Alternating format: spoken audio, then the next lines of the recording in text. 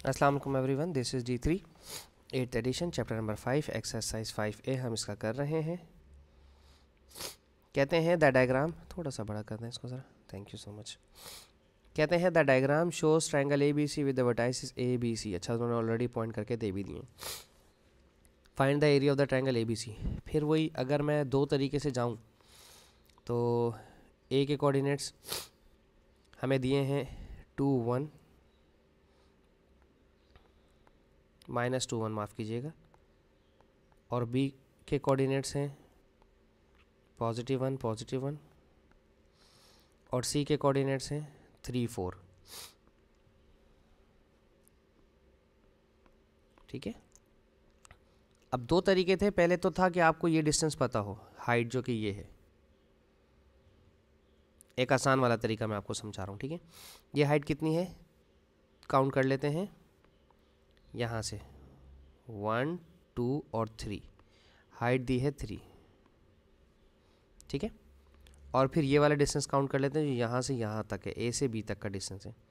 ठीक है, सारे बॉक्सेस 1 1 के हैं, तो यहाँ से काउंट करेंगे 0 से 1 2 और 3। ये बेस है हमारे पास 3। तो एरिया का फार्मूला होता है 1/2 बेस इंटू हाइट। 1/2 बेस है 3 और हाइट भी है 3। 3 3 ज़ा 9, 9 का हाफ हो जाएगा 4.5 यूनिट स्क्वायर। सर ये तो था वो तरीका कि जिससे हमें 2 सेकंड में पता चल गया, लेकिन अगर ट्रायंगल थोड़ा सा डिफरेंट होता तो क्या करते। 1/2 A के कोऑर्डिनेट्स -2 1, B के कोऑर्डिनेट्स 1 1, C के कोऑर्डिनेट्स 3 4, दोबारा A के कोऑर्डिनेट्स -2 1। ठीक है, फिर 1/2 ये -2 1 से मल्टीप्लाई होगा, -2 1 ज़ा -2 साइन प्लस का, 4 1 ज़ा 4 साइन प्लस का, 3 1 ज़ा 3, अब साइन माइनस का शुरू हो जाएगा। ठीक है, क्योंकि अब रिवर्स आएंगे।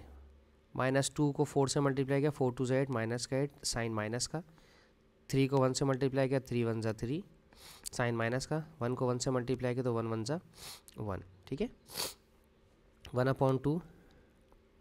कोई अगर कह रहा हो कि सर इतनी मेहनत क्यों कर रहे हैं जबकि पहले हो चुका है, देखें भाई, अगर ट्रायंगल थोड़ा सा भी टेढ़ा आ गया ना जिसमें आपको हाइट और बेस नहीं समझ में आई, फिर मैं क्या करूँगा पेपर में, जब मैं वहाँ तो आपकी हेल्प नहीं कर पाऊँगा, यहाँ तो मैं आपकी हेल्प कर भी पा रहा हूँ। -3 +3 से कट गया, 8 और 4 12, 12 में से 10 और 1 9, तो 1/2 9 आ गया। ठीक है, इसको सॉल्व करेंगे, 9 का हाफ करेंगे, वही 4.5 यूनिट स्क्वायर आंसर वापस आ जाएगा। ठीक है, मेरा काम है मैं आपको हर तरीके से बचा लूँ पेपर में। ठीक है, बाकी तो जो लिखा है किस्मत में वो तो होना ही है। ओके, हमने पहले एरिया मालूम कर लिया सबसे पहला, दिस इज़ इट। ठीक है, अब है हमारे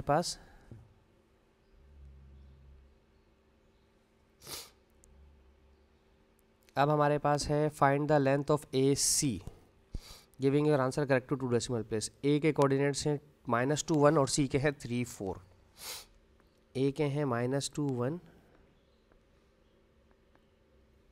B के लिख देता हूँ यहाँ पर ना 1 1, और C के हैं 3 और 4। ठीक है, और हमें डिस्टेंस मालूम करना है AC के, AC का डिस्टेंस मालूम करना है, तो हम यहाँ पर A और C का ही डिस्टेंस लिखेंगे। ठीक है, अब मैं देखें पिछले क्वेश्चन में मैं x2 - y2 करता रहा हूँ। अब A और C के दोनों x कोऑर्डिनेट उठाएं। A का x कोऑर्डिनेट है 2 माइनस का 2। ठीक है, A का x कोऑर्डिनेट -2 है और C का कोऑर्डिनेट 3 है, तो -2 और 3 उठाएं। -2 फार्मूले का माइनस और 3 स्क्वायर प्लस, अब दोनों के y कोऑर्डिनेट उठाएं। ये 1 है, A का y जो है वो 1 है, C का y जो है वो 4 है। 1 और 4, 1 - 4 उठाना है। ठीक है, 1 - 4 का होल स्क्वायर। ठीक है, तो -2 - 3 हो जाएगा माइनस का 5, माइनस के 5 का स्क्वायर होता है प्लस का 25।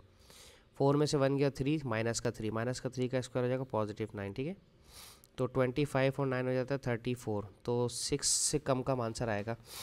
इन्होंने क्या कहा, आंसर डेसिमल में दें, इसका मतलब डेसिमल में देने का मकसद ये चाह रहे हैं कैलकुलेटर यूज़ कर लो।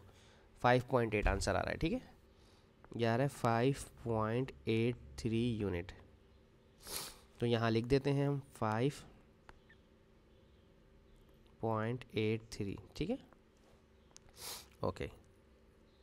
अब हमारे पास है क्वेश्चन नंबर, इसका ऑप्शन नंबर 2 हो गया।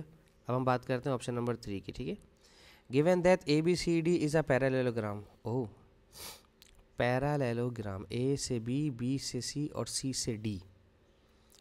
दैट मीन्स के ए से बी के पास आना है, बी से सी के पास आना है और सी से डी के पास आना है। ओ, ये तो एक नंबर का सवाल होना चाहिए था। उसकी वजह क्या है, गौर से देखिएगा मेरी बात। देखें, यहाँ से रेड ही सही था ना, यहाँ से यहाँ तक देखें कितने डिस्टेंस हैं। ये डिस्टेंस है 0, इसको काउंट करते हैं यहाँ से 0 से 1 और 2 और 3, ये 3 यूनिट्स हैं। तो यहाँ से भी 3 यूनिट्स आपने लेफ्ट हैंड साइड पे जाना है डी पॉइंट के लिए। 1 2 और 3 यहाँ पर आएगा आपका डी पॉइंट इधर, जो कि होगा x का 0 और y का 4। देखो पैरेललोग्राम बन रहा है, बन गया पैरेललोग्राम। यही तो उन्होंने कहा था ना कि पैरेललोग्राम है। तो डी के कोऑर्डिनेट्स आ गए हैं 0 और 4, ये बिना किसी हेल्प के फाइंड आउट हो गए हैं। अच्छा, अब आगे कहते हैं पार्ट डी 4 में, given that K is a point T4 and the area of B C K is 12 unit square, find the possible values of T. Okay, B से सी और सी से के, मैं इसको इरेज कर देता हूँ, इसकी मुझे फ़िलहाल ज़रूरत नहीं है। और गौर से देखें, इन्होंने ये दिया हुआ है 4, तो ये तो 4 है, यानी कि बी से सी और सी से के, अगर हम बी से सी और सी से के इस तरफ आ जाते हैं तो के यहाँ पर भी हो सकता है, टी एंड 4, ठीक है। और अगर हम बी से सी और सी से के यहाँ कहीं पर आते हैं तो हमारा के यहाँ पर भी हो सकता है, ठीक है, टी एंड 4, क्योंकि ये पूरी लाइन टी की 4 की है, ठीक है। अब हमें हाइट नहीं दी हुई ना, एरिया दिया हुआ है। अब अगर हमें एरिया दे दिया है, इस एरिया की मदद से हम एक छोटा सा काम कर सकते हैं, और वो ये है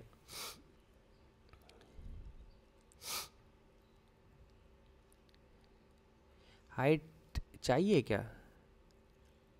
हाँ, हाइट तो चाहिए होगी। हाँ, हाइट चाहिए, तो उसका मकसद ये है कि हाइट तो ये है ना हमारी, ये हाइट है हमारी 3 यूनिट्स, ठीक है। हाइट हमारी 3 यूनिट्स है दोनों सूरत हाल में। ओके जी, चलें जी, मैं आपको समझाता हूँ अब इसको, तरीका मुझे समझ आ गया करना कैसे है इसको, ठीक है। तो अगर सबसे पहले मैं बी सी के रेड वाला ले रहा हूँ ट्रायंगल, ठीक है। अगर मैं सबसे पहले रेड वाला ट्रायंगल लेता हूँ, बी से सी, सी से के और के से वापस बी, ठीक है। बी के कोऑर्डिनेट्स क्या हैं, 1 और 1, ठीक है। अगर मैं ये वाला लेता हूँ, सी के कोऑर्डिनेट्स क्या आते हैं, 3 एंड 4, सही है। और के मैंने यहाँ पर ले लिया था, ठीक है, टी एंड 4, सही है। ये जो हाइट है ये 3 यूनिट है, सही है, ये हाइट 3 यूनिट है। और इसका एरिया ऑलरेडी गिवन है, जो कि 12 ऑलरेडी गिवन है, ठीक है। तो अगर आप लोग फार्मूला लगाते हो एरिया का, area which is 1/2 base into height, ठीक है, सही है। एरिया दिया है ऑलरेडी 12, 1/2, और जो बेस है वो बेस मेरी ये वाली है। इसका डिस्टेंस देखो, इसका डिस्टेंस क्या होगा, 3 माइनस के हो जाएगा। 3 माइनस के क्यों, देखो ये है पॉइंट सी, और सी और के का अगर तुम डिस्टेंस निकालने की कोशिश करते भी हो तो गौर से देखो, स्ट्रेट लाइन का जो डिस्टेंस निकलता है वो इस तरह से निकलता है कि t-3 का स्क्वायर प्लस 4 - 4, यही होता है ना फॉर्मूला, तो सही है ना। तो 4 - 4 तो 0 हो जाएगा, और t-3 से स्क्वायर कट के क्या हो गया, t-3। फॉर आंसर इसका सी के का t-3 आ गया, ठीक है। तो आप यहाँ लिख देंगे t-3, ठीक है। तो ये 2 डिवाइड कर रहे हैं, यहाँ जाकर करेगा मल्टीप्लाई, तो 2 12 = 24, t-3, तो ये -3 जो है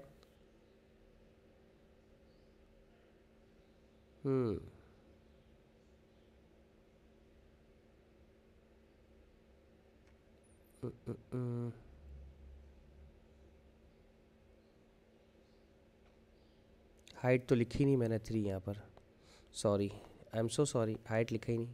मैं कहूँ ये आंसर इस तरह से कैसे अजीब सा आ रहा है। ओके, 2 12 = 24 और 3 यहाँ के डिवाइड करेगा t-3, ठीक है। तो 3 1 = 3, 3 8 = 24, 8 में 3 यहाँ कर प्लस करेगा तो ये हो जाएगा 11। टी का आंसर आ गया 11, तो हम यहाँ पर टी का आंसर 11 लिख देते हैं, ठीक है। ठीक है, ये एक सपोजिशन थी। ठीक है, अब हम दूसरी सपोजिशन इस्तेमाल करते हैं। ठीक है, हम यहाँ लिख देते हैं कि टी का आंसर 11 है। पॉसिबल वैल्यू बोले ना, अब आप कहेंगे कि दो हमें कैसे पता है, यहाँ लिखा है find the possible values of two t का मतलब दो आंसर आएंगे। अब हम ब्लैक वाला ट्रायंगल बना लेते हैं। ठीक है, ठीक है जी।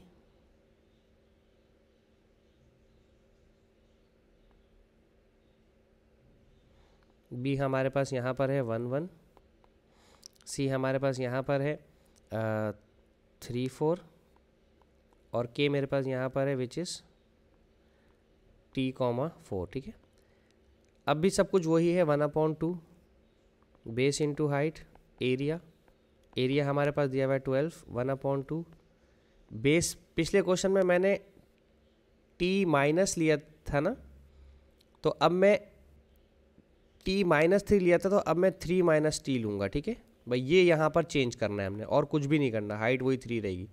सही है, पिछले क्वेश्चन में मैंने लिया था 1/2 t-3 और मल्टीप्लाई बाय 3 = 12। ठीक है, यहाँ पर जो सिर्फ ये चेंजेस करने हैं, t-3 और एक दफ़ा 3 - t रखना है। ठीक है, बस यही याद रखना है और कुछ याद नहीं रखना है इसमें। ठीक है, 3 1 = 3, 3 4 = 12 और 2 4 = 8 और 3 - t, इस 3 को वहाँ भेजो तो -t यहाँ अकेला बचा, 8 - 3 5 हो जाएगा, और t का जो नेगेटिव साइन है वो इसके पास आ जाएगा।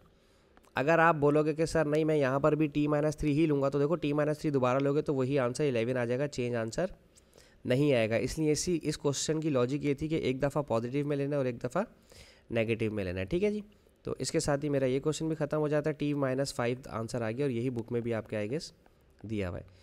तो मेरा ये क्वेश्चन ख़त्म होता है। Thank you so much for watching my channel. अल्लाह हाफिज़।